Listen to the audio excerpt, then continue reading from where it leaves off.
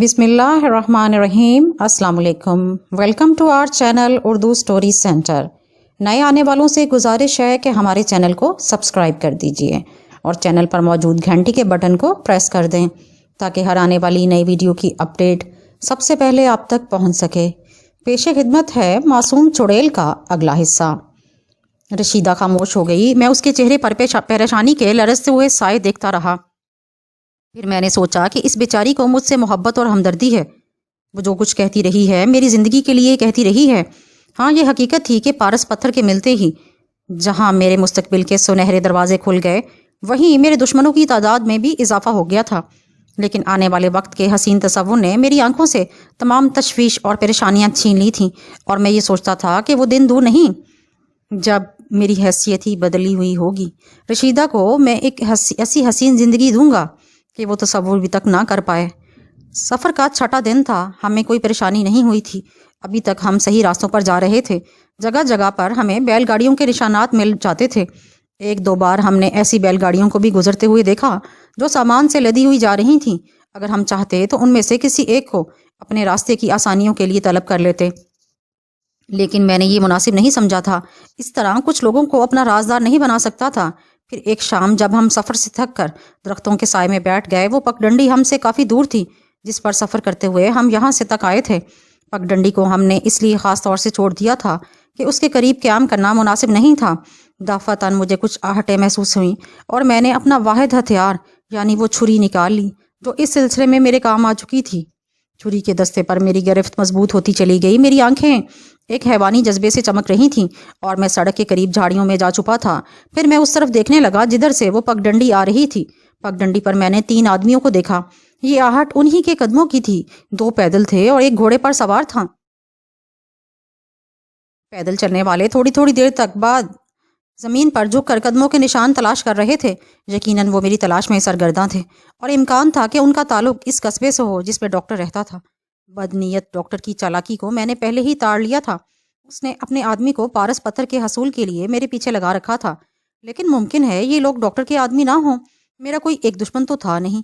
یقیناً قصبے کے وہ سنار بھی پارس پتھر سے کوئی دلچسپی رکھتے ہوں گے جو انہیں دولت مند ترین بنا سکتا ہے۔ گھوڑے پر سوار آدمی نے کمبل کی اوڑھ رکھا تھا اور اس کے ہاتھ میں ایک رائفل دبی ہوئی تھی۔ میں نے چھری کو مضبوطی سے پکڑ رکھا تھا۔ میں نے فیصلہ کر رکھا تھا کہ اگر انہوں نے میرے قدموں کے نشانات تلاش کر لیے اور مجھ تک پہنچ گئے تو میں سب سے پہلے سوار پر حملہ کر کے اس کی بندوق چھیننے کی کوشش کروں گا۔ رشیدہ کو میں ابھی اس سلسلے میں پوری طرح ہوشیار نہیں کر سکا تھا۔ وہ لوگ قریب آتے جا رہے تھے۔ دفعتاً بچے کے حلق سے ایک تیز چیخ نکلی۔ رشیدہ جلدی سے اسے دودھ پلانے لگی۔ میری تلاش میں آنے والے لوگ رک گئے۔ وہ میری صاف کی ہوئی زمین دیکھنے لگے۔ میرے بدن سے پسینہ نکلنے لگا۔ مجھے یوں محسوس ہو رہا تھا جیسے چند لمحات جا رہے ہیں اور اس کے بعد مجھے زندگی حاصل کرنے کے لیے شدید جدوجہد کرنی پڑے گی۔ وہ لوگ آہستہ آہستہ آگے بڑھنے لگے۔ میں اپنی جگہ سے ہٹ کر رشیدہ کے پاس آ گیا اور اسے صورتحال بتائی۔ رشیدہ کے چہرے پر خوف کے آثار ابھر آئے۔ وہ کہنے لگی، اب کیا کیا جائے؟ ان کی تعداد 3 ہے، کیا تم ان سے مقابلہ کر سکو گے؟ مجھے مقابلہ کرنا ہوگا۔ میں جانتا ہوں کہ یہ لوگ مجھے کسی قیمت پر زندہ نہیں چھوڑیں گے۔ ہمارے لیے یہی بہتر ہے کہ یہ جگہ چھوڑ دیں اور یہاں سے آگے بڑھنے کی کوشش کریں۔ تو چلو، رشیدہ نے کہا اور بچہ سنبھال کر میرے ساتھ آگے بڑھ گئی۔ ہم اس راستے سے چھوڑ کر جھاڑیوں میں جا گھسے۔ اس مرتبہ میں نے اپنے قدموں کے نشانات مٹانے کی کوشش نہیں کی۔ میں جانتا تھا کہ یہ کوشش بے مقصد ہوگی۔ کچلی ہوئی جھاڑیوں اور ٹوٹی ہوئی شاخوں کو چھپانا ناممکن تھا۔ کچھ دیر ہم جھاڑیوں میں چھپے رہے۔ پھر رشیدہ سرگوشی کے انداز میں بولی، کیا یہ جگہ ہمارے لیے محفوظ ہے؟ میں ان جھاڑیوں میں سانپوں کی سرسراہٹ محسوس کر رہی ہوں۔ وہ خوفزدہ لہجے میں بولی، ہمیں یہاں رکنا پڑے گا، باہر خطرہ ہے۔ مجھے 1000 سانپ ڈس لیں لیکن کہیں ہمارا بچہ ان کا شکار نہ ہو جائے۔ رشیدہ، ٹھہرو، کیا تم میرے ساتھ اب بلندیوں کا سفر طے کر سکو گی؟ رشیدہ کے ان الفاظ پر مجھے ایک دم یہی خیال آیا جو رشیدہ کے دل میں تھا۔ ہاں، کیوں نہیں، اپنے بچے کی زندگی کے لیے ہر طرح کا سفر کر سکتی ہوں۔ تو پھر آؤ ہم ان بلندیوں کی طرف چلیں۔ اوپر پہنچ کر ممکن ہے ہم ان کی نگاہوں سے محفوظ رہ سکیں۔ چلو، رشیدہ نے کہا اور ہم آگے بڑھنے لگے۔ زمین خشک تھی اور جگہ جگہ کانٹے دار جھاڑیاں اگی ہوئی تھیں۔ پتھروں کی سیلوں اور بنجر چٹانوں سے گزرتے ہوئے ہم دونوں پہاڑ کی بلندیوں کی طرف بڑھتے رہے۔ میں اب خوفزدہ تھا اور مجھے نہ جانے کیوں یہ یقین تھا کہ وہ بہرحال مجھے تلاش کرنے میں کامیاب ہو جائیں گے اور اس کے بعد نہ صرف وہ پارس پتھر مجھ سے چھین لیں گے بلکہ گولی مار کر ہلاک بھی کر دیں گے۔ بچے اور رشیدہ کو بھی زندگی سے محروم ہونا پڑا۔ بھلا وہ کیوں چاہیں گے کہ کچھ لوگ ان کے جرم کے گواہ ہوں۔ میرا بچہ، میرا معصوم بچہ بھی میری اس وحشت کا شکار ہو جائے گا۔ یہ احساس میرے لیے سب سے زیادہ پریشان کن تھا۔ میں نے رک کر رشیدہ کی طرف دیکھا۔ میری نگاہ اس کے پیروں کی طرف اٹھی۔ اس کے پیر زخمی تھے اور ان سے خون رس رہا تھا۔ مجھے سخت افسوس ہوا۔ رشیدہ نے بھی اس دکھ کو محسوس کر لیا۔ اس نے کہا، مجھے صرف تمہاری زندگی درکار ہے، میری کسی تکلیف کی فکر مت کرو۔ ایک ترکیب کی جا سکتی ہے رشیدہ۔ کیا؟ تم یہاں چھپ جاؤ، میں آہٹیں کر کے ان لوگوں کو اپنے پیچھے لیے جاتا ہوں۔ میں انہیں پہاڑوں میں گھماتا پھروں گا اور رات کو انہیں چکما دے کر تمہارے پاس آ جاؤں گا۔ یہ ناممکن ہے، رشیدہ سخت لہجے میں بولی۔ کیوں رشیدہ؟ میں ایک لمحے کے لیے بھی تمہیں خود سے جدا نہیں کرنا چاہتی۔ چاہے کچھ بھی ہو جائے، میں تمہارے ساتھ ہی رہوں گی۔ رشیدہ، ہمیں اس بچے کی خاطر سنو، یہ بچہ مجھے تم سے زیادہ عزیز نہیں، کیونکہ یہ تمہارے بعد ہے۔ رشیدہ کے لہجے میں ایک سختی تھی۔ لیکن رشیدہ، تمہارے یہ پاؤں کچھ نہیں، یہ آخری منزل تک ہمارا ساتھ دیں گے، رشیدہ نے کہا، اور میں پریشانی سے اسے دیکھنے لگا۔ رشیدہ کے محبت کے احساس کو بھی خود سے الگ نہیں کر سکا تھا۔ بہرحال کچھ لمحوں کے بعد ہم آگے بڑھنے لگے۔ چڑھائی مزید سخت ہو گئی۔ ہمارے سانس پھول گئے۔ رشیدہ کے قدم اب بری طرح لڑکھڑا رہے تھے اور میں اس سلسلے میں شدید سے شدید پریشانیوں کا شکار ہوتا جا رہا تھا۔ میں نے رشیدہ کی طرف دیکھ کر کہا، رشیدہ، میں نے تم سے کہا تھا، مگر تم میری بات نہیں مانتی۔ کیا کہا تھا؟ رشیدہ نے کھوئے کھوئے انداز میں پوچھا۔ یہی کہ تم رک جاؤ، میں مرد ہوں، ان لوگوں سے نمٹ سکتا ہوں، میں انہی راستہ بھٹکا کر واپس آ جاؤں گا۔ نہیں نہیں نہیں، یہ میرے لیے ممکن نہیں۔ ابھی وقت ہے رشیدہ، مان لو میری بات۔ نہیں، براہ کرم نہیں، رشیدہ رو دینے والے انداز میں بولی۔ تم یہاں رک جاؤ، میں ان سے نمٹ لوں گا۔ میں نے اسے سمجھانے کے انداز میں کہا، میں نے زندگی بھر تمہاری بات مانی ہے ناصر، لیکن مجھے اس کے لیے مجبور نہ کرو۔ میں نے زندگی میں کبھی تمہیں خود سے الگ کر کے نہیں دیکھا۔ تم اگر مجھے چھوڑ کر جاؤ گے تو میں دعوے سے کہتی ہوں کہ مجھے واپسی میں مجھے زندہ نہیں پاؤ گے۔ آخر کیوں؟ میں اس احساس سے مر جاؤں گی کہ دشمنوں کے درمیان تم تنہا ہو، رشیدہ نے کہا، اور میں خاموش ہو گیا۔ مجھے ان لوگوں پر سخت غصہ آ رہا تھا، بڑی نفرت محسوس ہو رہی تھی ان سے۔ یہ لوگ اپنا کام کیوں نہیں کرتے؟ میرے پیچھے کیوں پڑ گئے ہیں؟ دنیا میں لوگوں کے پاس بہت کچھ ہوتا ہے، کوئی ان سے نہیں چھینتا، پھر یہ سب آخر ہم سے چھیننے پر کیوں تل گئے ہیں؟ صرف ایک ہی بات ہو سکتی ہے کہ یہ کسی غریب کو پھلتے پھولتے نہیں دیکھ سکتے، لیکن کچھ بھی ہو جائے میں ان سے ہار نہیں مانوں گا۔ ہم بلندیوں پر پہنچ گئے۔ ان چڑھائیوں کا آخری سرا آ گیا۔ دوسری طرف ایک سرسبز وادی نظر آ رہی تھی۔ اب کیا کریں؟ رشیدہ نے کہا۔ اس وادی میں اتریں گے، یہ خطرناک ہوگا، رشیدہ بولی۔ کیونکہ اگر وہ بلندیوں تک آ گئے تو ہمیں بآسانی دیکھ لیں گے، نیچے تک چھپنے کی بھی کوئی جگہ نہیں ہے۔ میں نے کچھ دیر سوچا، رشیدہ کی بات میں وزن تھا۔ میں نے کہا، تب پھر ہمیں انہی بلندیوں پر اپنا سفر جاری رکھنا چاہیے۔ رشیدہ نے کوئی جواب نہیں دیا تھا۔ ہم چلتے رہے یہاں تک کہ رات ہو گئی۔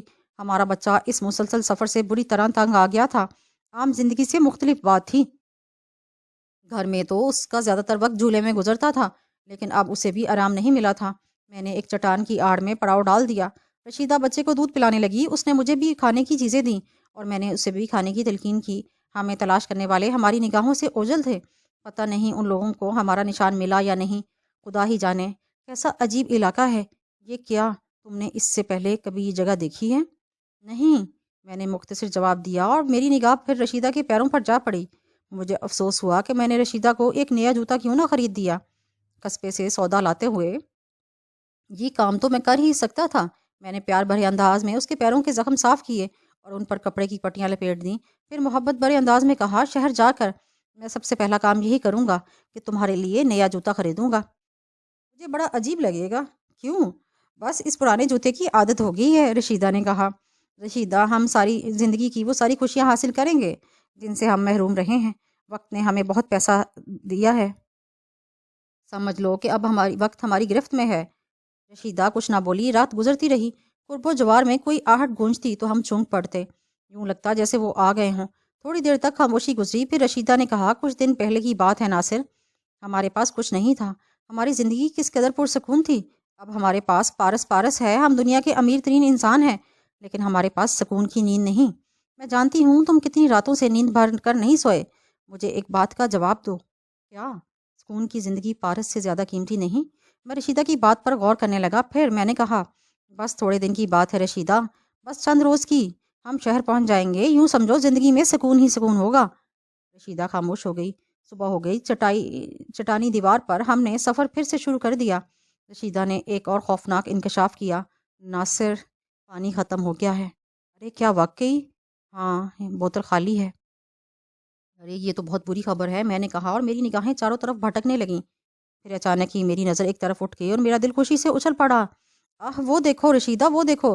देखा तुमने कुदरत ने हमारे लिए तमाम इंतजाम कर रखा है। वो देखो, वो नदी है, एक रवा नदी जो किसी पहाड़ से निकल कर आई है। रशीदा ने भी उधर देखा और मुस्कुरा दी। हाँ वो नदी ही है, लेकिन वो तो बहुत ही दूर है।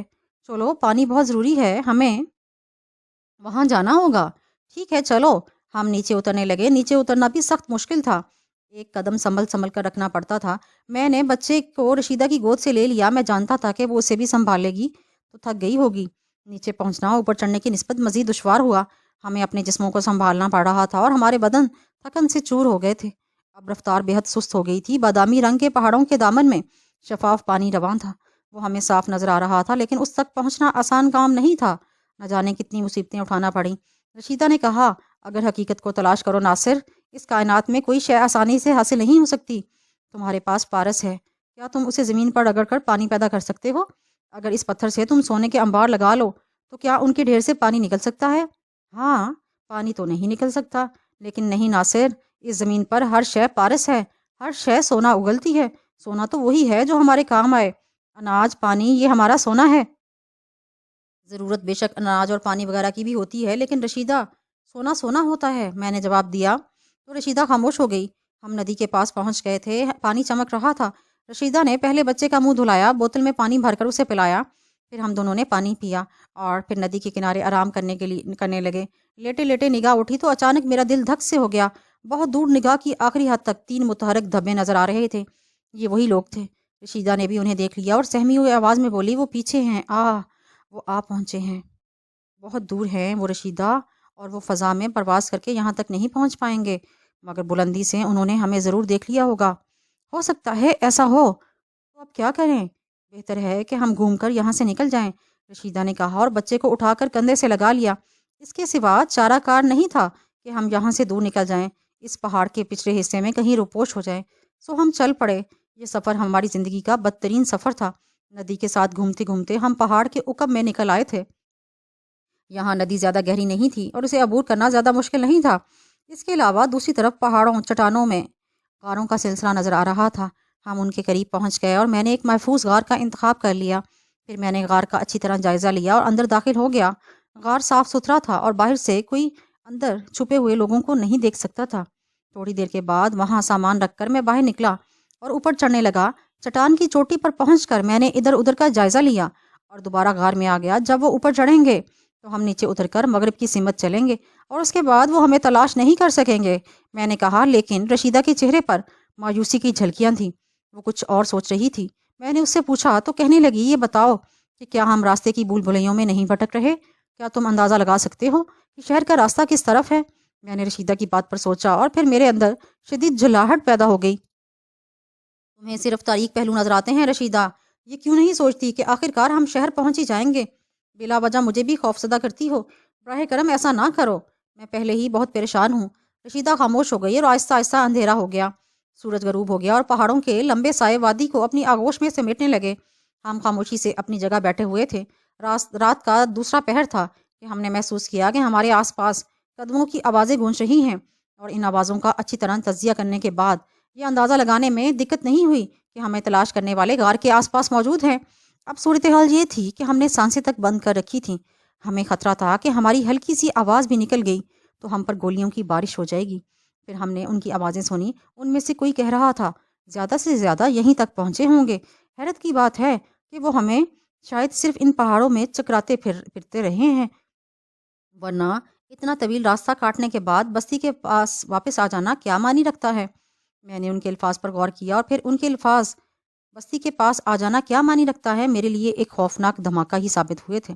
मैंने सोचा, क्या तवील सफ़र तय करने के बाद पहाड़ियों की भूल भुलैयों में गुम होकर मैं अपनी बस्ती के पास वापस आ गया हूँ?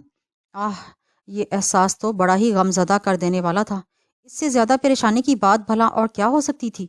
रशीदा ने भी शायद ये अल्फाज सुन लिए थे। वो आंखें फाड़ कर बेबसी से मुझे देख रही थी। मुझे अब याद आ रहा था कि शायद यही नदी हमारे गांव के करीब से गुजरती थी। हमने अंदाज़ा लगाया था कि वो एक पहाड़ी के गिर्द घूमती है اس سمت آ جاتی ہے۔ واقعی اب حالات کا تجزیہ کرنے سے صحیح طور پر پتہ چل رہا تھا کہ ہم جو سفر طے کر رہے ہیں وہ بالکل بے مقصد رہا اور ہم پھر اپنی بستی کی جانب آ نکلے ہیں۔ وہ اب بھی کھڑے ہوئے آپس میں گفتگو کر رہے تھے اور غور سے باتیں سننے سے یہ معلوم ہو چکا تھا کہ ندی کے کنارے کنارے کچھ دور چلنے کے بعد ہمارا اپنا گاؤں آ جاتا ہے۔ اس احساس نے میرے حوصلے پست کر دیے تھے، میری روح پر زخم لگ رہے تھے۔ اور پھر ایک اور خوفناک عمل ہوا، بچے کے منہ سے گوں گوں کی آواز نکلی اور دوسرے لمحے میں اچھل پڑا۔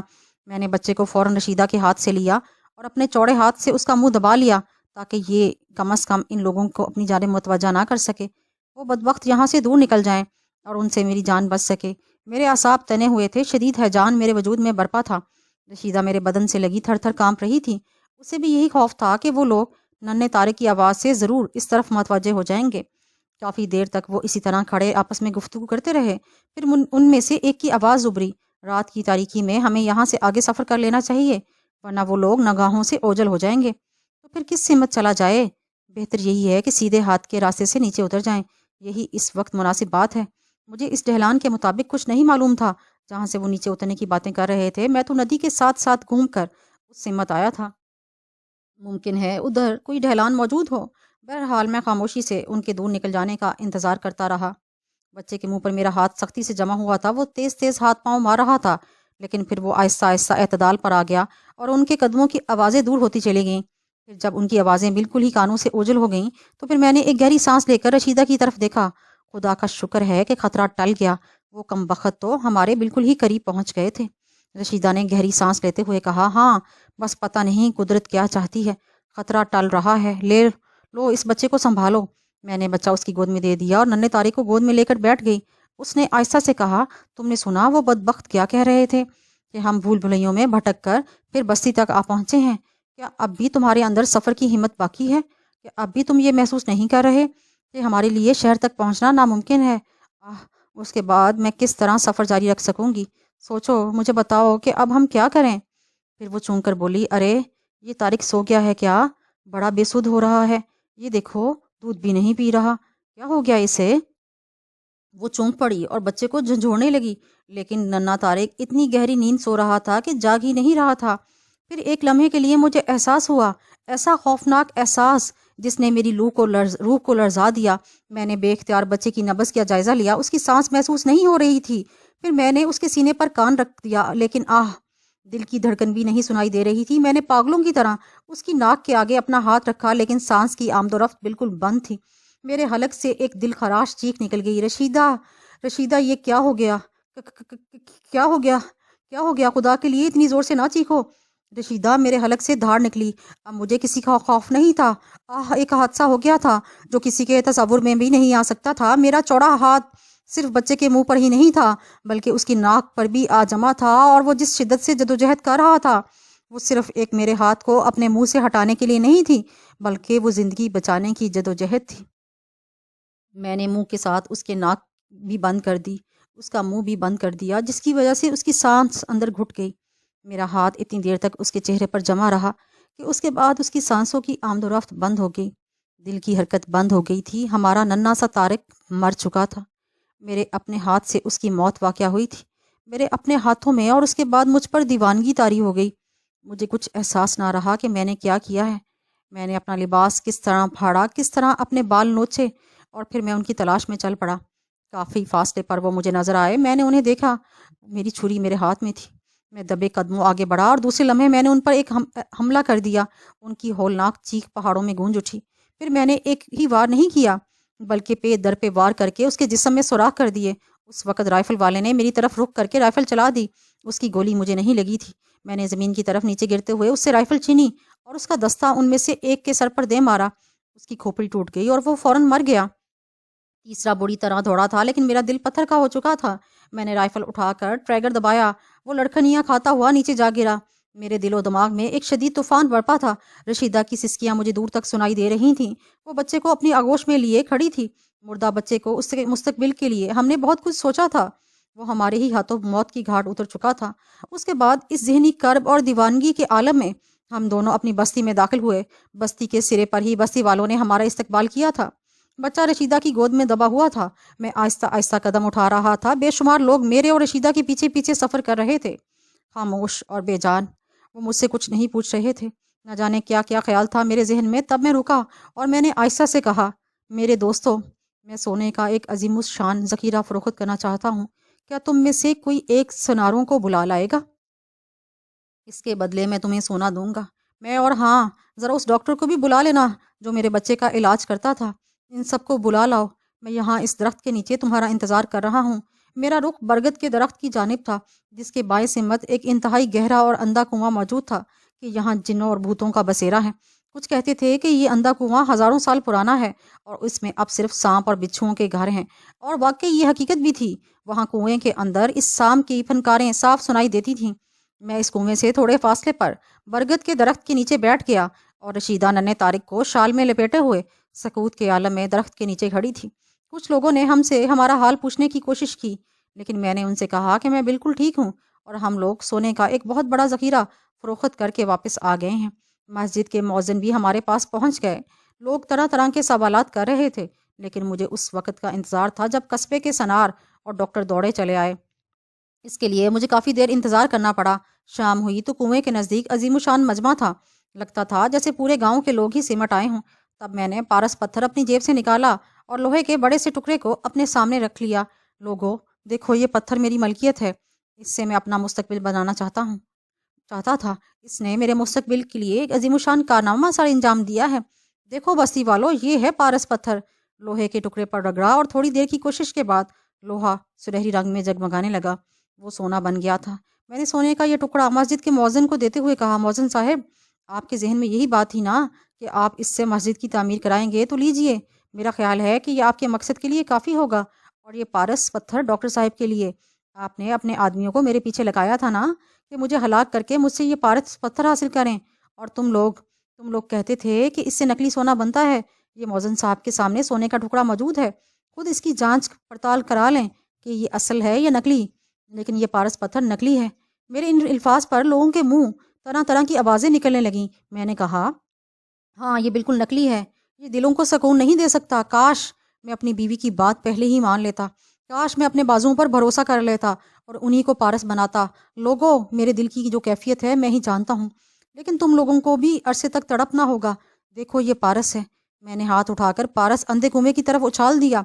बेशुमार लोग खौफजदा अंदाज में चीख पड़े। डॉक्टर ने अपना कलेजा पकड़ लिया और सनार सर पकड़ कर बैठ गए।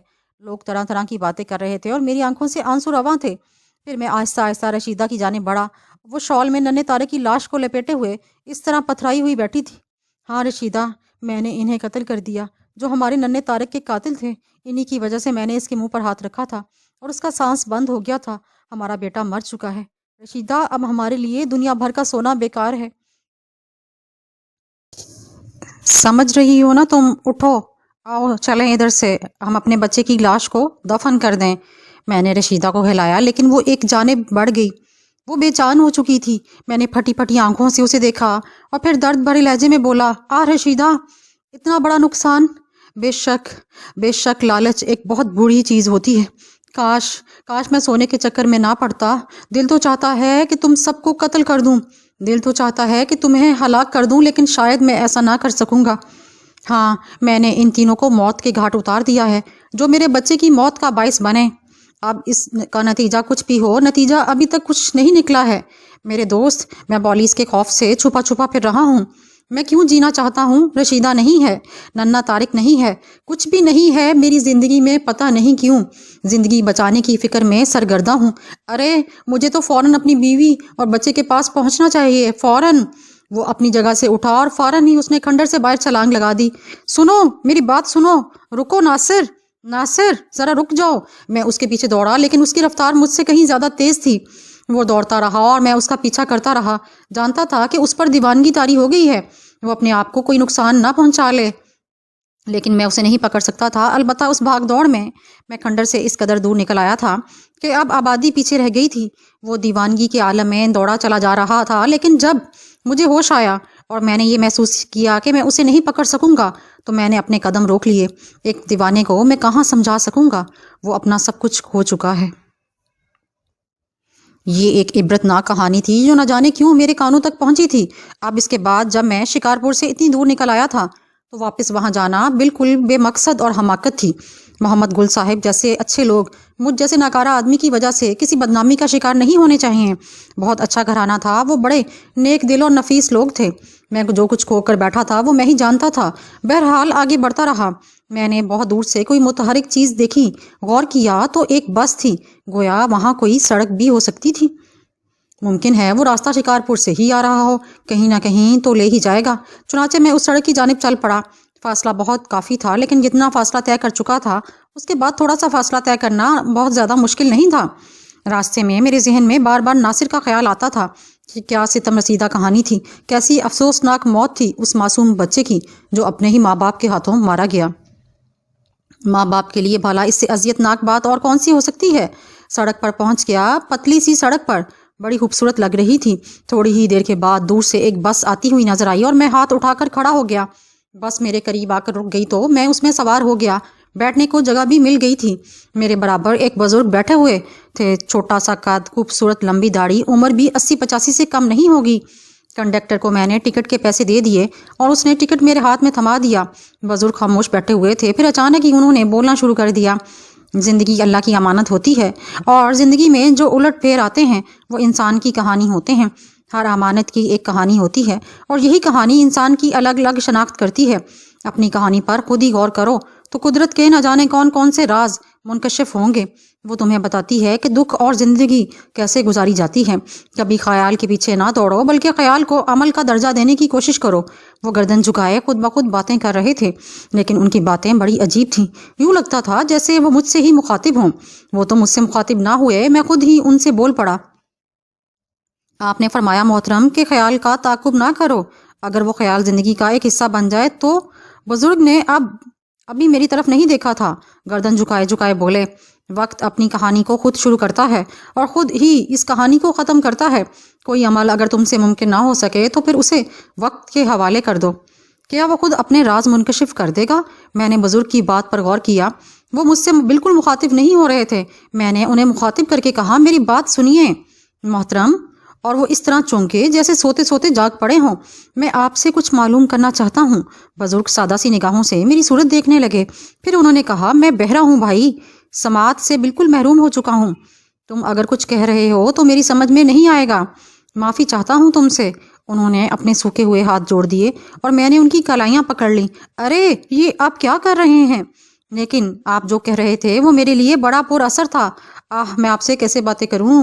بزرگ خالی خالی نگاہوں سے مجھے دیکھتے رہے۔ کچھ عجیب سی باتیں تھیں، اب صبر کے علاوہ اور کیا کر سکتا تھا؟ خاموشی ہی اختیار کی اور یہ سوچنے لگا کہ یہ تو بڑا عجیب سا مسئلہ ہے، کیا کرنا چاہیے مجھے؟ بہرحال اب بھلا کر بھی کیا سکتا تھا؟ بس کا یہ سفر جاری رہا۔ بزرگ شاید سو گئے تھے۔ انہوں نے اپنا سر میرے کندھے سے ٹکا دیا، لیکن ان کی سانسیں بالکل نہیں سنائی دے رہی تھیں۔ میں بہرحال انہیں سنبھالے رہا۔ پھر بس کی آخری منزل آ گئی، مسافر اترنے لگے۔ میں نے بزرگ کو آہستہ سے جگانے کی کوشش کی اور ہلایا، لیکن وہ نہیں جاگے۔ مجھے ان کا جسم بالکل سرد محسوس ہوا تو میں گھبرا گیا، لیکن اسی وقت دو افراد بس میں داخل ہوئے۔ ایک ادھیڑ عمر تھا، دوسرا ایک جوان، تندرست اور توانا، لمبے قد و قامت کا مالک شخص تھا۔ انہوں نے مجھے بزرگ کے ساتھ دیکھا تو جلدی سے میرے پاس پہنچ گئے۔ اوہو رانا صاحب، آپ کو تکلیف ہوئی؟ آئیے آئیے، براہ کرم آئیے۔ سنیے تو صحیح، نہیں آپ نہیں سمجھتے، دادا میاں کی حالت بہتر نہیں ہے، بس آئیے براہ کرم، بعد میں بات ہوگی۔ لیکن جناب میں… رانا صاحب پلیز آپ آئیے، اس بار ادھیڑ عمر آدمی نے کہا۔ بہرحال میں نے بوڑھے کو بس سے اتارنے کی کوشش کی، میں ان کا ساتھ دیا۔ نیچے ایک کار موجود تھی۔ جب بوڑھے کو کار میں لٹا دیا گیا تو نوجوان شخص نے مجھ سے کہا، آپ براہ کرم میرے برابر بیٹھ جائیے، ڈیڈی دادا جان کو سنبھال لیں گے۔ مسٹر، آپ نے میری بات بالکل نہیں سنی، کمال کر رہے ہیں آپ، ان حالات میں آپ کی بات سنی جائے گی۔ آپ بیٹھ جائیے، ہم آپ کو قتل نہیں کرنے دیں گے، آپ بیٹھیے تو صحیح۔ میں بحالت مجبوری نوجوان کے ساتھ بیٹھ گیا۔ اس نے کار سٹارٹ کر کے آگے بڑھا دی۔ فاصلہ طے کرنے کے بعد کار ایک عمارت میں داخل ہوئی اور بوڑھے شخص کو اتار کر اندر لے جایا گیا۔ یہاں بھی میں ان لوگوں کی مدد کی تھی اور بزرگ کو اندر تک پہنچایا تھا۔ شاید ڈاکٹر کو فون کر دیا گیا تھا۔ وہ دونوں یعنی ادھیڑ عمر شخص اور نوجوان باہر نکل گئے اور میں کمرے میں تنہا بیٹھا ہوا تھا۔ اندر سے خواتین کی آوازیں سنائی دے رہی تھیں اور میں سوچ رہا تھا کہ یہ لوگ کسی بڑی غلط فہمی کا شکار ہیں۔ جہاں ہم لوگ پہنچے تھے وہ ایک اچھا خاصا شاندار شہر تھا اور میں اس کے بارے میں اچھی طرح جانتا تھا۔ بہرحال کون سا، میں یہاں ڈاکہ ڈالنے کے لیے آیا تھا۔ وہ لوگ اگر میرے بارے میں غلط فہمی کا شکار ہیں تو میں اب کیا کر سکتا ہوں؟ ڈاکٹر آ گیا، اس نے بزرگ کو ایک انجیکشن لگایا۔ ادھیڑ عمر شخص تو باہر نکل گیا تھا، نوجوان اندر ہی موجود تھا۔ ڈاکٹر چلا گیا تو نوجوان نے گردن جھٹکتے ہوئے کہا، یہ بھی ایک عجیب شوق ہے۔ دادا میاں نے پوری زندگی اسی شوق کی نظر کر دی، لیکن حقیقت یہ ہے کہ ان کا شوق بہت ہی دلچسپ ہے۔ اب یہ اور بات ہے کہ زندگی میں انہوں نے کچھ حاصل کیا یا نہیں۔ مجھے اجازت دیں گے جناب؟ میں نے سوال کیا۔ رانا صاحب، آپ عجیب آدمی ہیں، بلکہ میں تو سمجھتا ہوں کہ دادا جان کی طرح آپ بھی بے حد عجیب ہیں۔ دادا جان تو انتہائی ضدی ہیں، ہر عمل کرتے ہیں جس کی ان کی مرضی ہو، کوئی انہیں روکنے والا نہیں۔ لیکن میں ان کے شناسہ بھی ایسے ہی ہوں گے۔ آپ ذرا غور کیجئے، جب آپ بس میں داخل ہوئے تھے تب بھی میں نے آپ سے کہا تھا کہ براہ کرم آپ میری بات تو سن لیجئے، اور اس کے بعد سے میں بار بار آپ سے یہ بات کہتا رہا اور آپ میری بات ٹالتے رہے۔ کیا آپ اس انکشاف پر حیران نہیں ہوں گے کہ میں رانا صاحب نہیں ہوں، میرا نام گلشیر ہے، اور نہ ہی میں آپ کے دادا کو جانتا ہوں۔ ہم لوگ اتفاق سے برابر کی سیٹوں پر بیٹھے ہوئے تھے۔ دادا جان ایک بزرگ آدمی تھے، میرے کندھے سے سر ٹکا کر سو گئے اور میں نے باقی سفر انہیں نہیں جگایا۔ آپ مجھے اب یہاں تک لے آئیں تو براہ کرم میری بے عزتی کے بغیر مجھے یہاں سے باہر جانے کی اجازت دے دیں، چونکہ میں نے نہ ہی آپ کے گھر سے کوئی چیز چوری کی ہے، نہ دادا جان کی جیب سے رقم نکالی ہے، اور نہ ہی دھوکہ دے کر آپ کے گھر میں داخل ہونے کی کوشش کی ہے۔ سمجھ رہے ہیں نا آپ؟ نوجوان حیرت سے منہ پھاڑے میری صورت دیکھ رہا تھا، لیکن اسی وقت دروازے پر وہ عمر رسیدہ شخص اندر داخل ہوا۔ اس کے ہونٹوں پر ایک مسکراہٹ تھی۔ اس نے کہا، واہ، عموماً ایسی فلمی کہانیاں علم میں آ جاتی ہیں جن میں اس طرح کے دلچسپ واقعات ہوتے ہیں، لیکن میں تو پہلے ہی کہتا ہوں کہ ہر کہانی اپنے طور پر ایک حقیقت رکھتی ہے، اور یہ بھی ایک دلچسپ حقیقت ہے جو ہمارے ساتھ پیش آئی۔ لیکن جناب، اگر آپ رانا صاحب نہیں بھی ہیں اور گلشیر صاحب ہیں تو آخر اتنی بدحواسی کی کیا ضرورت ہے؟ آپ نے ہماری قدر کی ہے، کچھ دیر بیٹھیے، ہمارے ساتھ چائے پیجیے، بلکہ اگر مہمان بن کر کچھ وقت ہمارے ساتھ گزار سکیں تو ایسا کر کے ہمیں شکریہ کا موقع دیجیے۔ یہ صرف ظاہری بات چیت نہیں بلکہ ایک سچائی ہے۔ نوجوان بھی حیرت سے نکل آیا اور اس نے کہا، واقعی یہ ایک دلچسپ واقعہ ہے، اور جناب گلشیر صاحب، اگر آپ کو کوئی اہم کام نہیں ہے تو تھوڑا سا وقت تو ہمارے ساتھ گزاریے۔ آپ نے اگر ہم پر کوئی احسان نہیں کیا تو چلیں مان لیتے ہیں، اگر ہم آپ کو یہ دعوت دے کر آپ پر بڑا احسان نہیں کر رہے۔ ہاں، اگر آپ کو یہاں کوئی ضروری کام نہ ہو تو میں نے ایک لمحے کے لیے سوچا اور میرے ہونٹوں پر مسکراہٹ پھیل گئی۔ میں نے تو آج کل ایسی ہی زندگی گزارنے پر مجبور ہو گیا تھا، چنانچہ بھلا اس دعوت سے کون انکار کر سکتا تھا؟ پھر ان سب کا تعارف ہوا۔ ادھیڑ عمر شخص کا نام امتیاز علی اور نوجوان کا نام شہباز علی، اور بزرگ ان لوگوں یعنی ان کا نام امتیاز علی کے والد اور شہباز علی کے دادا جان تھے۔ بعد میں شہباز علی نے مجھے بزرگ کے بارے میں یعنی دادا جان کے بارے میں بتاتے ہوئے کہا، دادا جان ایک بہترین زندگی گزار چکے ہیں۔ اپنی اس زندگی میں انہوں نے جو کچھ بھی کیا ہے وہ ایک الگ عمل ہے، لیکن حقیقت یہ ہے کہ ہماری کوئی بہت بڑی خاندانی جائیداد نہیں تھی۔ یہ دولت اور پرسکون ماحول دادا جان کی ہی محنت کا نتیجہ ہے۔ بس آپ یہ سمجھ لیجئے کہ انہوں نے ہمارے لیے ایک مستقبل تعمیر کر دیا ہے، اور ہم اس سے بھرپور فائدہ حاصل کر رہے ہیں۔ اللہ کے فضل و کرم سے بہت اچھا کاروبار ہے اور زندگی بڑے سکون سے گزر رہی ہے۔ بڑی خوشی کی بات ہے، اسی لیے آپ لوگ بڑے لوگ ہیں، ورنہ اتنی چھوٹی چھوٹی باتوں پر کوئی کسی کو اتنی اہمیت نہیں دیتا۔ آپ کا نام تو پتہ چل گیا ہے گلشیر صاحب، لیکن باقی تفصیلات بالکل علم میں نہیں ہیں۔ معافی چاہتا ہوں، میرے اندر کچھ بری عادتیں ہیں، مثلاً یہ کہ اگر کسی کو دوست بناتا ہوں تو دل یہ چاہتا ہے کہ وہ اپنے آپ کو میرے لیے ایک کھلی کتاب بنا دے، اور میں خود بھی یہی تمام حقیقتیں اسے بتا دیتا ہوں۔ بس یوں سمجھ لیں میری طرف سے دوستی کا اظہار یہی ہے۔ میں مسکرا دیا۔ میں نے کہا، اب تو آپ نے مجھے یہ موقع دے دیا ہے شہباز کہ آپ کے ساتھ کچھ وقت گزارا جائے، چنانچہ میں ضرور آپ کو اپنے بارے میں تفصیل بتاؤں گا۔ ابتدائی تفصیل یہ ہے کہ بے سہارا مارا پھر رہا ہوں، دنیا میں کوئی عزیز کوئی رشتہ دار نہیں ہے، لاوارث زندگی گزار رہا ہوں، کچھ عجیب و غریب واقعات کا شکار ہوں، اور بس آپ یہی سمجھ لیں کہ ہر شخص اپنے آپ کو عجیب و غریب واقعات اور حادثات کا شکار سمجھتا ہے۔ میں بھی انہی میں سے ایک ہوں، لیکن بات ذرا تھوڑی سی بری ہوئی ہے۔ آپ سنیں گے تو یا تو اسے ایک دلچسپ کہانی سمجھیں گے یا سوچیں گے کہ اپنے آپ کو دلچسپ بنانے کے لیے میں نے یہ کہانی گھڑ کر آپ کو سنائی ہے، اور اگر یقین کر لیں گے تو حیران ہو جائیں گے۔ آپ کے چہرے سے مجھے یہی اندازہ ہوتا تھا کہ آپ ضرور کسی ایسی اندرونی الجھن کا شکار ہیں جس کا حل آپ کو نہیں مل سکا، لیکن میں آپ کو بتاؤں گلشیر کہ اگر الجھن ہے تو اس کا حل بھی موجود ہے۔ خیر چھوڑیے، آپ میرے بہت اچھے دوست ثابت ہو سکتے ہیں، اور وہ جو کہتے ہیں نا کہ کچھ شخصیتیں قدرتی طور پر پسند آتی ہیں اور دل ان سے لگ جاتا ہے، تو جناب میری تو یہی کیفیت ہے۔ اب آپ مجھے کسی حد تک برداشت کر لیتے ہیں، یہ آپ پر منحصر ہے۔ میں ہنسنے لگا تھا۔ بہرحال اس کے بعد اس گھر میں مجھے ایک بہترین پناہ گاہ مل گئی۔ فراخ دل اور کشادہ ذہن کے لوگ تھے۔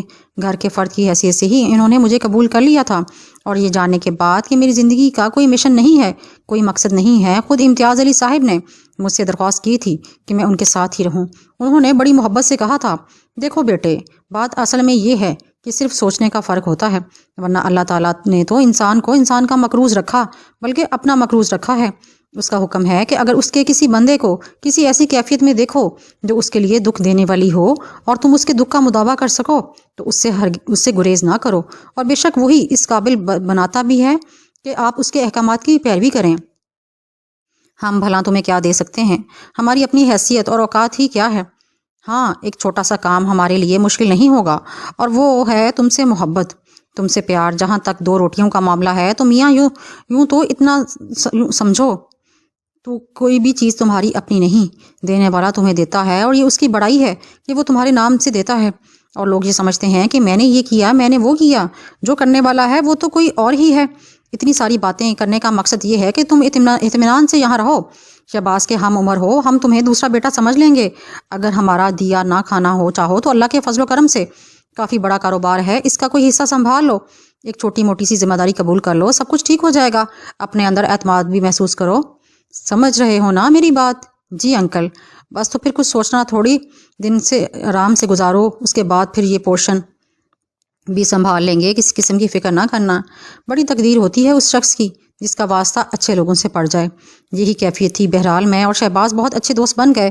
شہباز ایک خوبصورت نوجوان تھا، اور اس کی فطرت کے بارے میں مجھے بعد میں ہی اندازہ ہوا کہ اس کا گول چہرہ اور نیلی آنکھیں بہت ہی دلکش تھیں۔ وہ خطرناک سے خطرناک لمحات کو اپنے لیے ایک بہترین مشغلہ سمجھتا تھا۔ قدرت نے اس میں ذہانت، چالاکی، پھرتی اور جسمانی قوت کے اوصاف کوٹ کوٹ کر بھر دیے تھے۔ بعد میں مجھے اس کی زندگی کے بارے میں تفصیلات معلوم ہوئی۔ اس کی زندگی حادثات اور خوفناک واقعات سے بھری تھی۔ اسے موت کی آنکھوں میں آنکھیں ڈال کر مسکرانے میں بہت مزہ آتا تھا۔ دہشت اور خوف کے جذبات اس کے ضمیر میں شامل ہی نہیں تھے۔ اب چونکہ میں اس کا ساتھی بن چکا تھا، چنانچہ مجھے اس کے حلقہ احباب کے بارے میں بھی تفصیل معلوم ہو گئی تھی۔ کئی کلبوں کا ممبر تھا، اور خصوصاً خواتین اسے بے پناہ پسند کرتی تھیں، اور کئی جگہ میں نے محسوس کیا تھا کہ اکثر درمیانی عمر کی عورتیں اس پر ڈورے ڈالنے کی کوشش کرتیں۔ درمیانی عمر سے مراد نوخیزیت کی عمر سے کچھ آگے نکلی ہوئی لڑکیوں اور عورتوں سے ہے۔ پتہ نہیں وہ اس عمر کی عورتوں کو کیوں پسند تھا، جبکہ نائٹ کلبوں میں جہاں وہ مجھے لے جایا کرتا تھا اور بہت سی حسین لڑکیاں ہوا کرتی تھیں، شاید انہوں نے اس لیے شہباز کی طرف توجہ نہیں دی تھی کہ ان سے زیادہ صاحب حیثیت لڑکیاں ان کی قربت اختیار کرنے کی کوشش کرتی ہیں، لیکن وہ کبھی حد سے آگے نہیں بڑھا تھا۔ عورتوں سے راہ و رسم بڑھانا اس کی فطرت کے خلاف تھا۔ اس نے کبھی خود ان سے گھلنے ملنے کی کوشش نہیں کی تھی۔ وہ اکثر مجھ سے کہا کرتا تھا، میں تمہیں بتاؤں کہ دادا دان چلے اور وظیفوں کے قائل ہیں، اب اس عمر میں وہ حسین لڑکیوں کے لیے چلے نہیں کر سکتے۔ لیکن ایک دن میں نے ان کے کچھ تعویذ غائب کر دیے۔ تم یقین کرو یا نہ کرو، بس اس دن سے یہ سارا چکر چلا ہے، یعنی یہ کہ لڑکیاں میری طرف متوجہ ہونے لگی ہیں۔ میں ہنس پڑا۔ میں نے کہا، اس کا مطلب ہے تم یہ کہنا چاہتے ہو کہ دادا جان بھی یہی کوشش کر رہے تھے، اور وہ تعویذ جو انہوں نے تیار کیے تھے وہ میں لے اڑا، یہی مقصد ہے نا تمہارا؟ وہ بھی ہنسنے لگا۔ پھر اس نے کہا، مذاق کر رہا ہوں، ذرا اس عورت کو دیکھو۔ اس نے کلب میں بیٹھی ہوئی ایک خوبصورت سی عورت پر نگاہیں جمائے ہوئے کہا۔ میں خود بھی کئی بار محسوس کر چکا تھا کہ وہ گہری نگاہوں سے اس عورت کے خد و خال کا جائزہ لے رہا ہے۔ میں نے مدھم لہجے میں کہا، اس سے پہلے تو تم کبھی کسی عورت میں اس طرح دلچسپی نہیں لیتے، مجھے تو یوں لگ رہا ہے جیسے آج تمہارے دل میں بھی کچھ ہو رہا ہے۔ وہ میری بات کو چٹپٹا جواب دینے کے بجائے سوچ میں ڈوب گیا۔ پھر اس نے آہستہ سے کہا، واقعی آج میری سمجھ میں کچھ نہیں آ رہا۔ کیا مطلب؟ شاید تم ٹھیک کہہ رہے ہو، وہ مجھے عجیب و غریب دلچسپی کی حامل معلوم ہو رہی ہے، لیکن میں یہ نہیں جانتا کہ ایسا کیوں ہو رہا ہے۔ بس یوں سمجھ لو کہ اسے دیکھ کر میری ذہنی کیفیت کچھ عجیب سی ہونے لگتی ہے۔ ضرور اس عورت میں کوئی خاص بات ہے جو بار بار مجھے اس کی طرف متوجہ کرنے پر مجبور کر رہی ہے۔ ضرور وہ میرے ذہن کی کہیں گہرائیوں میں پوشیدہ ہے۔ میں اپنی روح کے اس اعتراف سے پیچھا نہیں چھڑا پا رہا۔ میرا ذہن بہت کچھ یاد کرنے کی کوشش کر رہا ہے، لیکن میں کچھ یاد بھی نہیں کر پا رہا۔ اس کے یہ الفاظ سن کر میں نے آنکھیں بند کر لیں۔ کیفیت میری اس سے کہیں زیادہ خراب تھی۔ روبابا میرے ذہن کی گہرائیوں میں جاگ رہی تھی۔ وہ میرے دل کے کسی ایسے گوشوں میں مستقل طور پر رہنے لگی تھی جسے میں اپنے آپ سے کبھی دور نہیں کر سکتا تھا۔ لیکن بدقسمتی حالات انسان کو اس کی سوچ سے بھی بہت دور پہنچا دیتے ہیں۔ اچانک ہی ہم دونوں کو کسی نے عقب سے مخاطب کیا۔ میں نے پلٹ کر دیکھا تو مسز تنویر تھیں۔ مسز تنویر سے ہماری ملاقات اسی کلب میں ہوئی تھی۔ پتہ نہیں کس طرح کی عورت تھیں، ایسی لگاوٹ والی باتیں کرتی تھیں کہ انسان ایک لمحے کے اندر غلط فہمی کا شکار ہو جائے، لیکن پھر اس طرح سپاٹ ہو جاتی تھیں کہ میں سمجھ نہیں پاتا تھا۔ انسان اگر اپنی سطح سے تھوڑا سا گر کر اس سے بات کر لیتا اور جب اس کی اصلیت سامنے آتی تو شاید اسے شدید شرمندگی کا سامنا کرنا پڑتا۔ ہم دونوں نے اسے خوش دلی سے خوش آمدید کہا۔ وہ کرسی گھسیٹ کر بیٹھ گئی اور بولی، یہ نہ سمجھنا کہ تمہاری میز پر کچھ پینے کے لیے آئی ہوں، بتاؤ تمہیں کیا پلاؤں؟ نہیں، اب آپ ہمیں اتنا بد اخلاق بھی نہ سمجھیں کہ ہم آپ کو کچھ نہ پلا سکیں، بتائیے پلیز۔ تو بس میرے لیے اور اپنے لیے ایک عمدہ سا جوس منگوا لو، اس نے کہا، اور پھر میری طرف دیکھ کر بولی، ان صاحب کا تعارف نہیں ہوا، ایک اجنبی شکل نظر آئی ہے۔ کون ہے یہ؟ میرے بہت ہی گہرے پیارے دوست مسٹر گلشیر، پہلے کبھی نہیں ملاقات ہوئی ان سے۔ ہیلو مسٹر گلشیر، میں ان کی گہری دوست ہوں اور ہم لوگ خاصے عرصے سے ایک دوسرے کے شناسا ہیں۔ ویسے یہ لوگ پیار سے مجھے ڈولی کہتے ہیں، آپ بھی اگر ڈولی کہیں گے تو مجھے خوشی ہوگی۔ اس سے یہ مقصد نہیں کہ میں اپنی عمر سے چھوٹا بننے کی کوشش کرتی ہوں، بلکہ یہ نام مجھے ایسے پیارے لوگوں نے دیا ہے جنہیں میں ہمیشہ یاد رکھنا چاہتی ہوں، اور جب بھی مجھے ڈولی کہہ کر پکارا جاتا ہے تو پکارنے والے کو میں پیار بھری نظروں سے دیکھتی ہوں، کیونکہ مجھے وہ یاد آ جاتے ہیں جنہوں نے مجھے یہ نام دیا۔ جی مس ڈولی، آپ سے مل کر بڑی خوشی ہوئی۔ اس نے مجھے گہری نگاہوں سے دیکھا تھا اور پھر شہباز کی طرف رخ کر کے بولی، اور کیا تمہیں یہ بات یاد نہیں ہے ڈیئر شہباز کہ کل تمہیں میرے پاس آنا ہے؟ یہ سوال کر کے آپ یہ ثابت کرنا چاہتی ہیں مس ڈولی کہ آپ ایک غیر اہم شخصیت ہیں؟ مطلب؟ کل 5:30 بجے مجھے آپ کے پاس پہنچنا ہے کیونکہ آپ کی سالگرہ ہے۔ جواب میں وہ ہنس پڑی، پھر بولی، مسٹر گلشیر کو بھی لائیے۔ ضرور، ویسے مس ڈولی، ان خاتون کو بھی میں نے کبھی اس کلب میں نہیں دیکھا، ایک اجنبی شخصیت۔ ڈولی نے میرے اشارے پر اس عورت کی طرف دیکھا اور بولی، ہاں، نیلم ساجد علی، یقیناً آپ سے ان کی ملاقات نہیں ہوگی، بڑی پراسرار سی شخصیت ہیں، زیادہ عرصے سے کلب میں نہیں آتی جاتی، بہت خاموش اور کم گو ہیں، پتہ چلا ہے کہ ایک دولت مند کی بیوہ ہیں۔ ویسے ڈیئر، اس سلسلے میں نہ تمہارا تجربہ ہے نہ میرا، لیکن حقیقت یہ ہے کہ کسی دولت مند کی بیوہ ہونا بڑی خوش نصیبی کی بات ہے۔ دولت مند اور پھر بیوہ؟ ڈولی مزے لے کر ہنسنے لگی، پھر بولی، آؤ تمہارا تعارف کراتی ہوں، بڑی عجیب سی کیفیت محسوس کرو گے اس سے ملاقات کر کے۔ میں نے نہ ڈولی کو جانتا تھا اور نہ نیلم ساجد کو، لیکن میں نے پہلی بار شہباز کو کسی عورت کی طرف خاص طور سے متوجہ ہوتے دیکھا تھا۔ وہ ایک ریزرو سا آدمی تھا، لیکن ڈولی کی دعوت پر جلدی سے اٹھ گیا۔ میں خود بھی اپنی جگہ سے اٹھا اور آگے بڑھنے لگا، لیکن نہ جانے کیوں کچھ عجیب سی کیفیت ہو گئی تھی میری، لگ رہا تھا جیسے پورے بدن میں ایک سرد سی لہر دوڑ رہی ہو۔ جب ہم اس کے قریب پہنچے تو اس نے اپنا خوبصورت چہرہ اوپر اٹھا کر میری آنکھوں میں جھانکا۔ مجھے اس عورت کی چمکدار زرد آنکھوں میں دوسروں کو محصور کرتی ہوئی بے پناہ قوت کام کرتی دکھائی دی، اور چند لمحوں کے لیے میری نگاہیں اسی نگاہوں سے اس طرح پیوست ہو گئیں کہ پلکوں نے جھپکنا چھوڑ دیا۔ پھر اچانک ہی وہ اپنی جگہ سے اٹھی اور اس نے اپنا خوبصورت ہاتھ میرے بجائے شہباز کی طرف بڑھاتے ہوئے کہا، ہیلو، آپ سے مل کر بڑی خوشی ہوئی جناب۔ شکریہ ڈولی، تم نے مجھے بہت اچھے لوگوں سے ملایا۔ پھر اس نے دوسرا ہاتھ میری طرف بڑھایا اور مجھے یوں محسوس ہوا جیسے میں نے دہکتے ہوئے کوئلوں پر انگلیاں رکھتی ہوں۔ میں نے گھبرا کر اپنا ہاتھ چھڑایا اور اس احساس سے بچنے کے لیے کرسی پر بیٹھ گیا۔ مجھے اس عورت کی غیر معمولی اور سحر انگیز شخصیت کا شدت سے احساس ہو رہا تھا۔ اس کا چہرہ سرخ و سفید تھا، سر کے بال نیلاہٹ لیے ہوئے، سیاہ آنکھیں بڑی بڑی اور خوبصورت جن کی پتلیاں گہری سیاہ تھیں لیکن چمکیلی، اور یوں لگتا تھا جیسے ان سے شعائیں سی نکل رہی ہوں۔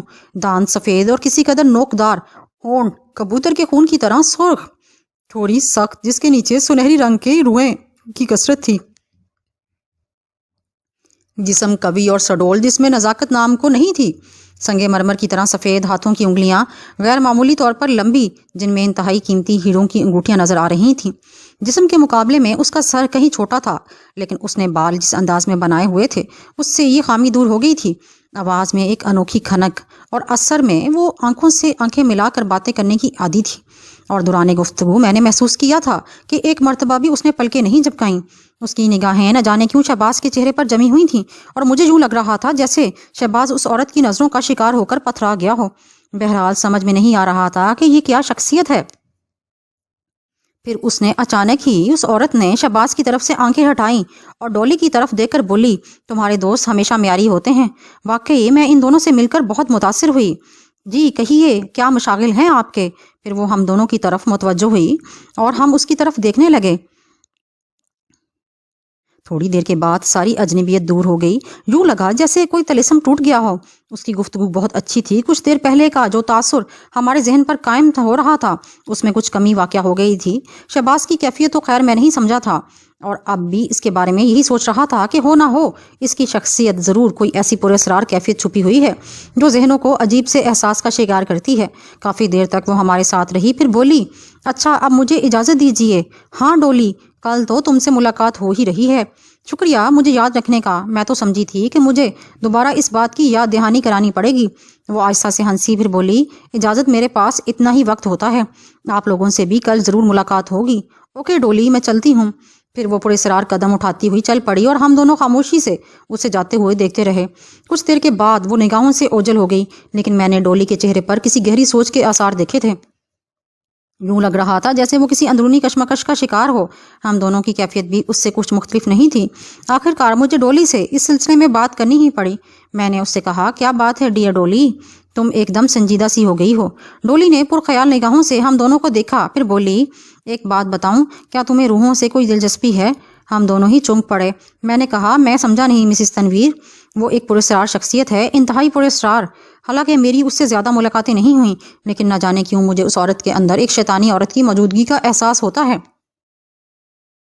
میں پھر وہی بات کہتی ہوں کہ تم نے غور کیا کہ اس کی آنکھیں کس قدر زرد اور چمکدار ہیں، اور ان میں سے روشنی کی شعائیں پھوٹتی ہیں۔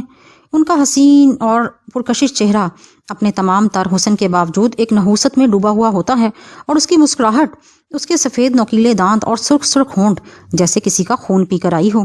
کیا یہ تمام نشانیاں ظاہر نہیں کرتی کہ نیلم ساجد علی کا تعلق شیطانی روحوں سے ہے؟ میرے ہونٹوں پر مسکراہٹ پھیل گئی۔ میں نے محسوس کیا تھا کہ مسز تنویر کسی حسین عورت اور پرکشش شخصیت کو دیکھ کر جلن اور حسد کا شکار ہو جاتی ہیں۔ مسز تنویر کی تائید کرنے کے بجائے میں نے اپنے دوست شہباز کی طرف دیکھا۔ شہباز بھی گہری سوچوں میں ڈوبا ہوا تھا۔ پھر اس نے کہا، کیا کہا جا سکتا ہے؟ اس میں کوئی شک نہیں کہ یہ عورت چند ہی لمحوں میں اپنی شخصیت کا ایک اثر چھوڑ گئی ہے، لیکن اس کا تعلق شیطانی روحوں سے ہے، اس کے بارے میں کوئی بات مجھے نہیں معلوم۔ ویسے کوئی ان شیطانی قوتوں پر یقین کرے یا نہ کرے، میں ضرور یقین کرتا ہوں، اور خاص طور سے اگر دادا جان کو اس سلسلے میں شریک کیا جائے تو ان سے زیادہ بہتر انداز میں اور کوئی نہیں بتا سکتا۔ ان کا کہنا ہے کہ شیطانی قوتیں بہرحال اس دنیا میں کام کر رہی ہیں، اور ان کے اثرات اور اختیارات کا دائرہ بہت وسیع ہے۔ انسان ان شیطانی قوتوں کو کچھ مخصوص طریقوں سے اپنے حکم کا غلام بنا سکتا ہے، اور ان سے حسب خواہش مدد بھی لے سکتا ہے۔ اصل میں مائی ڈیئر گلشیر، دادا جان سے تمہارے کتنے ہی گہرے تعلقات ہوں، لیکن دادا جان کی دوسری شخصیت کا تجزیہ تم نے نہیں کیا۔ اگر تم بدروحوں اور شیطانی قوتوں کی اثر انگیزی اور اختیارات کا کرشمہ دیکھنا چاہتے ہو تو دادا جان سے گہرے رابطے قائم کرو۔ وہ ہر کسی کو ان تجربات سے روشناس نہیں کراتے۔ ان کے اپنے کچھ معاملات بے شک ہوں گے، لیکن ویسے دادا جان بہت سے واقعات کے سچے شاہد ہیں۔ بلکہ اگر میں تم سے کہوں کہ میں نے خود بھی ان کا تجزیہ کیا ہے تو شاید تم اب اس بات کو جھوٹ سمجھو۔ نہیں، ایسی کوئی بات نہیں، میں نے جواب دیا۔ ڈولی نے ان تمام باتوں میں دلچسپی لیتے ہوئے کہا، اتفاق کی بات ہے کہ ہم تینوں اس مسئلے میں ایک بات پر متفق ہو گئے ہیں، اور میں سمجھتی ہوں کہ نیلم ساجد علی کے بارے میں یہ گفتگو اور تحقیق جاری رہنی چاہیے، لیکن کیوں نہ اس کے ساتھ ہی ساتھ کھانے کا دور بھی ہو جائے۔ کھانے کا وقت ہو گیا، اور ایک عمدہ کھانا اس وقت ہماری اہم ترین ضرورت ہے۔ ہم دونوں بھی نیلم ساجد علی کے طلسم سے کچھ لمحوں کے لیے باہر نکل آئے، اور شہباز نے چٹکی بجا کر ویٹر کو طلب کر لیا۔ مینیو پر ڈسکس ہوتا رہا، پھر اس کے بعد کھانے کا آرڈر دے دیا گیا۔ اس کے بعد ویٹر تو کھانا لانے چلا گیا، اور شہباز نے اپنی بات جاری رکھتے ہوئے کہا، دادا جان کی پوری زندگی ایسے ہی تجربات میں گزری ہے۔ انہوں نے ایک عظیم دنیا دیکھی ہے، اور اپنی عمر کے لاتعداد سال ان واقعات اور تجربات کے مشاہدے میں صرف کیے ہیں۔ انہوں نے افریقہ کے وحشی قبائلیوں کی زندگی کا بھی مطالعہ کیا ہے، اور جنوبی امریکہ کے جنگلوں میں بھی گھومے پھرے ہیں۔ ہندوستان اور چین کی پرانی تہذیب کو بھی کنگھالا ہے، اور قدیم مصریوں کی رسوم و عقائد کا بھی جائزہ لیا ہے۔ ان کا کہنا ہے کہ کوئی بھی مقام ایسا نہیں جہاں بدروحوں اور شیطانی قوتوں کے قصے سننے میں نہ آئے ہوں۔ انہوں نے مجھے جو واقعات سنائے ان کے بارے میں اتنا جانتا ہوں کہ دادا جان غلط انسان نہیں ہیں، اور نہ ہی جھوٹ بولتے ہیں، بلکہ ان کے اندر جو روحانیت پوشیدہ ہے انہوں نے کبھی اس کا مظاہرہ نہیں کیا، لیکن میں جانتا ہوں کہ اگر کوئی انہیں اندر سے ٹٹولے تو وہ بہت ہی سنسنی خیز نظر آئیں گے۔ انہوں نے دنیا کے ایسے ایسے کرشمے دیکھے ہیں کہ انسانی عقل سنے تو حیران رہ جائے۔ مسز تنویر نے انتہائی دلچسپی لیتے ہوئے کہا، جیسا کہ تم کہہ رہے ہو شہباز ڈیئر کہ دادا جان سے تمہارا گہرا تعلق ہے، اور وہ اس سلسلے میں تمہیں اپنے تجربات سے روشناس کراتے رہے ہیں۔ کوئی ایسا سنسنی خیز واقعہ جو تمہارے علم میں ہو؟ بے شمار واقعات سنا سکتا ہوں میں آپ کو مسز تنویر۔ مثلاً برازیل کے ایک جنگلی قبیلے میں دادا جان ایک ایسے شخص سے ملے تھے جس کے بارے میں مشہور تھا کہ وہ پوشیدہ قوتوں کا مالک ہے۔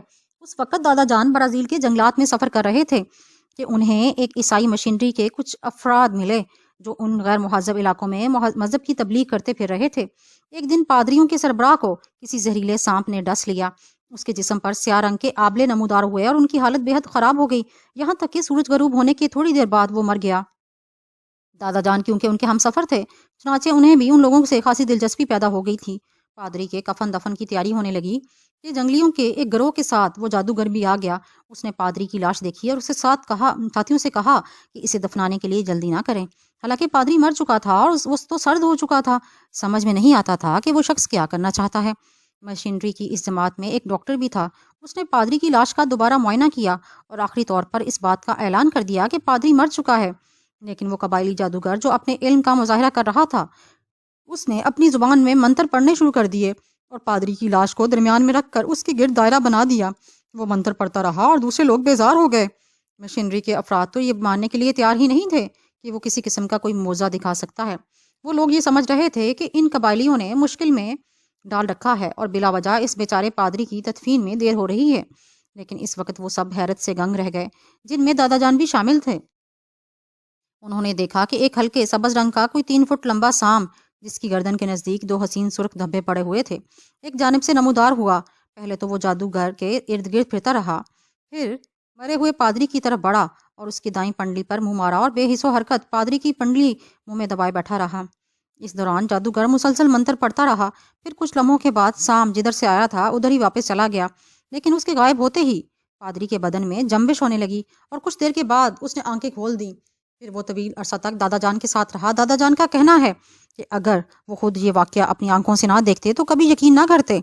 کوئی ماہر ڈاکٹر کبھی یہ نہیں بتا سکتا تھا کہ مرنے کے بعد وہ پادری زندہ کیسے ہو گیا۔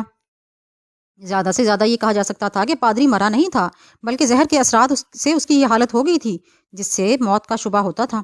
سانپ آیا اور اس نے زہر چوس لیا اور پادری زندہ ہو گیا۔ ان تمام باتوں پر بحث کی جا سکتی ہے، لیکن سوال یہ پیدا ہوتا ہے کہ آخر جادوگر کے پاس وہ کون سی پراسرار قوت تھی جس نے سانپ کو آنے اور اپنا زہر چوس لینے پر مجبور کر دیا تھا۔ ہم یہ نہیں کہتے کہ جادوگر نے پادری کو زندہ کیا، ایسا تو خیر کسی حالت میں بھی سوچا نہیں جا سکتا۔ اس سے زیادہ حماقت کی بات اور کوئی نہیں ہو سکتی۔ لیکن مجھے صرف اس بات کا جواب دے دو کہ وہ سانپ کس کے بلانے پر آیا؟ مسز تنویر اور میں خاصے حیران تھے۔ میں نے کہا، ہاں بے شک ان پراسرار قوتوں کا وجود تو ہے، لیکن کچھ سمجھ میں نہیں آتا کہ یہ سب کچھ کیا ہے۔ ممکن ہے مستقبل میں یہ اسرار بھی کھل سکیں۔ خیر یہ باتیں تو اپنی جگہ ہیں، سوال یہ پیدا ہوتا ہے کہ ہم اس عورت کے بارے میں کیا کریں؟ اس نے کل ہمیں اپنے گھر آنے کی دعوت دے دی ہے، تو اس میں پریشانی کی کون سی بات ہے؟ ہمیں وہ ملی، ہمارا کوئی براہ راست مسئلہ تو اس سے ہے نہیں۔ آخر کیا ضرورت ہے اس کے بارے میں معلومات حاصل کرنے کی؟ وہ کلب میں آتی ہے، لوگوں سے اگر اچھے انداز میں ملتی ہے تو ملتی رہے، اس کی سالگرہ میں جا کر دیکھ لیں گے کیا صورتحال ہوتی ہے۔ تو میرا مطلب کہنے کا یہ ہے کہ ہم بہت زیادہ الجھن میں پڑنے کی ضرورت کیا ہے؟ اس سے کسی کو کوئی نقصان نہیں پہنچتا۔ کون کہہ سکتا ہے کہ اس نے کسی کا کیا نقصان پہنچایا ہے؟ شہباز نے پرخیال لہجے میں کہا۔ فرض کرو اگر اس نے کسی کو نقصان پہنچایا بھی ہے تو کم از کم وہ ہمارے علم میں تو نہیں، ہم تو اس کے بارے میں کچھ بھی نہیں جانتے۔ ہاں اگر وہ کسی کو کوئی نقصان پہنچایا ہے اپنی ان شیطانی قوتوں سے تو پھر دیکھنا پڑے گا۔ ہم لوگ خاموش ہو کر سوچ میں ڈوب گئے۔ اتنی دیر میں ویٹر نے ہمارے سامنے کھانا لگانا شروع کر دیا اور ہم لوگ کھانے میں مصروف ہو گئے۔ پھر کھانے سے فراغت حاصل ہو گئی تھی۔ نیلم سعادت علی کی شخصیت کے پراسراریت پر کھانے کے بعد کوئی گفتگو نہیں ہوئی تھی، لیکن جب ہم لوگ اپنی جگہ سے اٹھے تو پھر ڈولی نے کہا، تو پھر کل کا کیا پروگرام ہے؟ وہ اپنی سالگرہ میں ہمیں دعوت دے گئی تھی، کیا خیال ہے؟ چلیں گے؟ ضرور چلیں گے۔ تو پھر مجھے بھی اپنے اسی پتے پر آ کر لے جانا، تینوں ایک ساتھ ہی چلیں گے، ٹھیک ہے نا؟ ضرور مسز تنویر، آپ کو بھلا کون نظر انداز کر سکتا ہے؟ شہباز نے مسکراتے ہوئے کہا۔ جب ہم واپس اپنے ٹھکانے کی جانب پلٹ رہے تھے تو شہباز بولا، اس میں کوئی شک نہیں کہ اس عورت نے جھیل کی سطح پر پتھر پھینک دیا ہے۔ کس عورت نے؟ میں چونک پڑا۔ میں نیلم سعادت علی کی بات کر رہا ہوں۔ میں بھی اتفاق سے اسی کے بارے میں سوچ رہا ہوں، اور مزید یہ بھی سوچ رہا ہوں کہ دادا جان کے اس رجحان کا مجھے صحیح طور پر اندازہ نہیں تھا۔ اصل میں دادا جان کسی کو اپنا شریک کار نہیں بناتے، مجھ سے بے پناہ محبت کرتے ہیں، لیکن انہوں نے اپنا قطعی ذاتی معاملات سے مجھے ہمیشہ لاتعلق رکھا، اور اس کی وجہ وہ یہ کہتے ہیں کہ یہ پراسرار عمل اور اس کے پراسرار کھیل عموماً جان لیوا ثابت ہوتے ہیں، اور ایسے جھگڑے میں پڑنے کے لیے انسان کو پاس بہت زیادہ قوت اور اس کو بہت زیادہ وقت چاہیے، جبکہ بقول ان کے میں نے تو ابھی زندگی کا آغاز کیا ہے۔ بذات خود تمہیں ان معاملات سے کوئی دلچسپی ہے شہباز؟ میں نے سوال کیا۔ بہت زیادہ، شہباز بولا، اور میرے دل میں ایک ہوک سی اٹھی۔ میں نے سوچا کہ کیوں نہ شہباز کو ربابہ کے سلسلے میں اپنا رازدار بناؤں اور اسے کہوں کہ کیا کوئی ایسی ترکیب ہو سکتی ہے جس سے ربابہ کا راز کھل کر سامنے آ سکے، لیکن پھر میں نے خود کو سمجھاتے ہوئے کہا کہ یہ جلد بازی ہوگی، بہتر ہے کہ انتظار کر لیا جائے۔ اور اس میں کوئی شک نہیں تھا کہ ذہن میں نیلم ساجد علی کی شخصیت کچھ اس طرح بیٹھ گئی تھی کہ اسے بھلانا آسان کام نہیں تھا، لیکن سونے کے بعد جس کشمکش کا آغاز ہوا وہ میرے لیے بڑی بھیانک تھی۔ خواب ہی کا عالم تھا، اس میں ہر چیز موجود تھی جو میں نے پہلے دیکھ چکا تھا، سوائے اس بند کھڑکی کے جو عالم خواب میں کھلی تھی، اور ہوا کے کچھ ٹھنڈے جھونکے اندر آئے تھے۔ مجھے یوں لگا جیسے کسی کے قدموں کی چاپ ابھری ہو اور میری آنکھ کھل گئی ہو، یا صرف یہ سب میری لاشعور کی پیداوار تھی۔ میں نے مسحری سے گردن اٹھا کر دیکھا تو کوئی سیاہ رنگ کا سایہ اپنی جگہ سے اٹھ رہا تھا، پھر وہ سایہ آہستہ آہستہ کھڑا ہو گیا، گہرے سیاہ رنگ کے لباس میں، اس کے سفید اور ہاتھ اور سفید چہرہ نمایاں نظر آ رہا تھا، اور یہ چہرہ نیلم ساجد علی کے علاوہ کسی کا نہیں تھا، لیکن ان آنکھوں میں نفرت اور حقارت کے سوا اور کچھ نہیں تھا۔ وہ آنکھیں حقارت بھرے انداز میں مجھے گھور رہی تھیں۔ میں نے دونوں کوہنیاں مسحری پر ٹکا دیں اور آدھا اٹھ کر بیٹھ گیا۔ پھر میں نے کھلی کھڑکی کی جانب دیکھا تو اس کا پردہ بددستور ہل رہا تھا۔ میں نے حیرت سے پوچھا، آپ اس طرح یہاں کیسے آنا ہوا؟ لیکن میرے اس سوال کا اس نے کوئی جواب نہیں دیا اور بددستور حقارت بھری نگاہوں سے مجھے دیکھتی رہی۔ کچھ لمحوں کے بعد اس نے ایک قدم آگے بڑھایا تو میں فوراً سمٹ گیا۔ مجھے یوں لگ رہا تھا جیسے وہ اپنی لمبی انگلیوں سے میری گردن دبا دینا چاہتی ہو۔ اس کے ہاتھ بھی اسی انداز میں پھیل گئے تھے، لیکن پھر ایک اور عجیب واقعہ ہوا۔ اس کے عقب میں لگی دیوار کی ایک تصویر اچانک ہی روشن ہو گئی۔ چٹکی آواز آئی اور تصویر سے روشنی کی شعائیں پھوٹ پڑیں۔ اس تصویر میں ایک پہاڑی منظر تھا، لیکن اس وقت وہ صرف ایک روشن فریم لگتا تھا، اور پھر اس روشن فریم میں ایک چہرہ نمودار ہوا، اور یہ چہرہ میں قسم کھا کر کہہ سکتا ہوں کہ یہ چہرہ ربابہ کے علاوہ اور کسی کا نہیں تھا۔ نیلم ساجد علی بے اختیار پلٹی تھی، اور دوسری تصویر میں جو تماشا ہو رہا تھا وہ بھی قابل دید تھا۔ وہ چہرہ آہستہ آہستہ قریب آتا جا رہا تھا، بالکل ایسا لگ رہا تھا جیسے کوئی کیمرہ زوم کر رہا ہو، لیکن جیسے جیسے وہ چہرہ قریب آتا جا رہا تھا نیلم ساجد علی اپنی جگہ سے پیچھے ہٹتی جا رہی تھی، اور کچھ لمحوں کے بعد وہ کھلی کھڑکی کے بالکل قریب پہنچ گئی۔ پھر اس نے ایک الٹی چھلانگ لگائی اور میری نگاہوں سے اوجھل ہو گئی۔ میں کبھی اس کی طرف دیکھ رہا تھا اور کبھی تصویر میں نظر آنے والی ربابہ کے چہرے کی طرف۔ اس وقت میری نگاہیں نیلم ساجد علی کی طرف تھیں۔